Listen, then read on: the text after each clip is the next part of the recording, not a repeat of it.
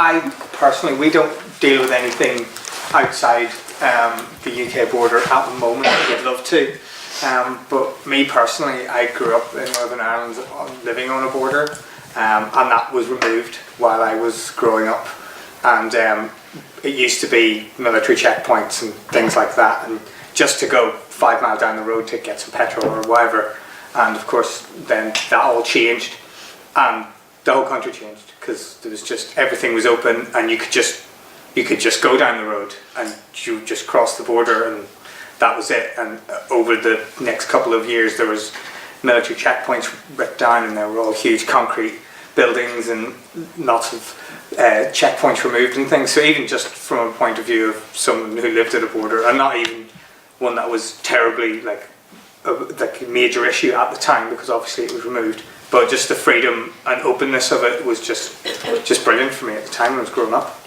So I'll point that out. I guess as writers, sometimes our borders are around language. So for me, I am very much hemmed in by the fact that I can only write and speak in English.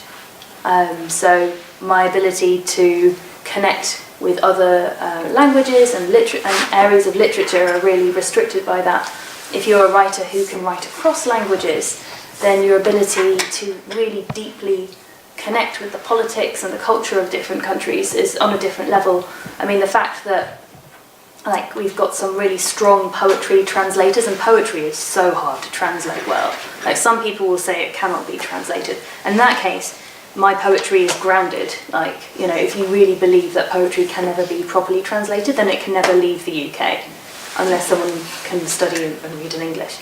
So I guess working across languages allows you to cross borders, and I guess the poetry community needs to be international, because as you were speaking about the threats that journalists face, of course, writers who write about taboo topics and history and politics also face very, very similar threats. And I think if writers in the UK aren't looking to the health of writers globally, then you're only supporting yourself.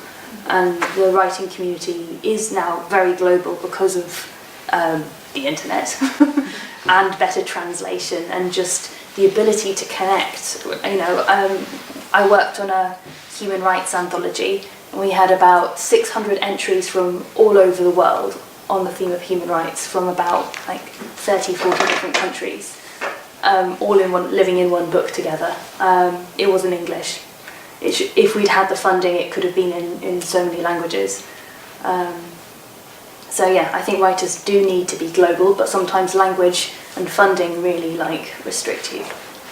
Thank you for everybody who's spoken tonight. It's been really interesting. One of the things that I was really looking forward to was actually the poetry.